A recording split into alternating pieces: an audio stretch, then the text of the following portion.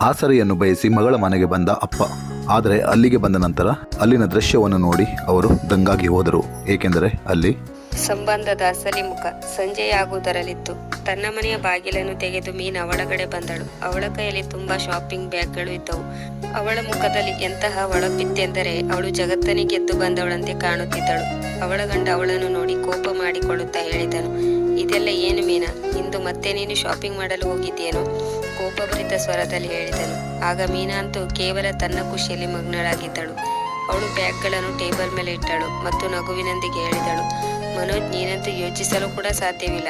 ಇಂದು ಮಾಲ್ನಲ್ಲಿ ಎಂಥ ಸೇಲ್ ಇತ್ತೆಂದರೆ ಅದನ್ನು ನಿನಗೆ ಹೇಗೆ ಹೇಳಲಿ. ತುಂಬಾ ಬೆಲೆ ಬಾಳುವ ಡ್ರೆಸ್ಗಳು, ಒಂದಕ್ಕಿಂತ ಒಂದರ ಬ್ರ್ಯಾಂಡ್ಗಳ ಬ್ಯೂಟಿ ಪ್ರಾಡಕ್ಟ್ಗಳು ಇಷ್ಟೊಂದು ಕಡಿಮೆ ಬೆಲೆಯಲ್ಲಿ ದೊರೆತವೆಂದರೆ ನನ್ನನ್ನು ನಾನು ಕಂಟ್ರೋಲ್ ಮಾಡಿಕೊಳ್ಳಲು ಸಾಧ್ಯವಾಗಲಿಲ್ಲ. ಈ ಸೀರೆ ನೋಡಿ, ಕೇವಲ ಅರ್ಧ ಬೆಲೆಗೆ ದೊರೆತಿದೆ. ಬ್ಯೂಟಿಕ್ಗಳ ಎಂಥ ಉತ್ತಮವಾದ ಆಫರ್ ಇತ್ತೆಂದರೆ ನಾನು ಅವುಗಳನ್ನು ತಿರಸ್ಕರಿಸಲು ಸಾಧ್ಯವಾಗಲಿಲ್ಲ. ಮೀನಾಳ ಮಾತು ಕೇಳಿ ಮನೋಜ್ನು ತನ್ನ ತಲೆಯ ಮೇಲೆ ಕೈಯಿಟ್ಟು ಹೇಳಿದನು, ಮೀನಾ, ನಿನ್ನ ಈ ಅನಾವಶ್ಯಕ ಖರ್ಚು ವೆಚ್ಚಗಳು ಯಾವಾಗ ಮುಗಿಯುತ್ತವೆ?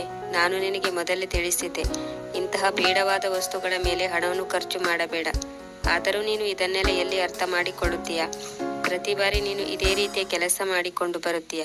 ಗಂಡನ ಮಾತನ್ನು ಕೇಳಿ ಮೀನಾಳ ಉತ್ಸಾಹ ಕುಗ್ಗಿ ಹೋಯಿತು.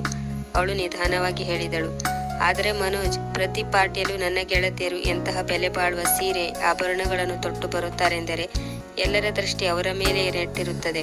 ಅವರನ್ನು ಎಲ್ಲರೂ ಹೊಗಳುತ್ತಾರೆ. ನಾನು ಕೂಡ ಅಲಂಕಾರ ಮಾಡಿಕೊಳ್ಳಬೇಕು. ಎಲ್ಲರೂ ನನ್ನನ್ನು ನೋಡಬೇಕೆಂಬ ಆಸೆಯನ್ನು ಹೊಂದಿದ್ದೇನೆ. ಡೈಮಂಡ್ ಜ್ಯುವೆಲರಿಗಳನ್ನು ಖರೀದಿಸಲು ಸಾಧ್ಯವಾಗದಿದ್ದರೂ ಕನಿಷ್ಠವೆಂದರೂ ಒಳ್ಳೆಯ ಬೆಲೆ ಬಾಳುವ ಬಟ್ಟೆಗಳನ್ನಾದರೂ ಕೊಡಬಹುದಲ್ಲವೇ? ಮೀರಾ ಸ್ವಲ್ಪ ಸಿಟ್ಟಿನಿಂದಲೇ ಹೇಳಿದಳು.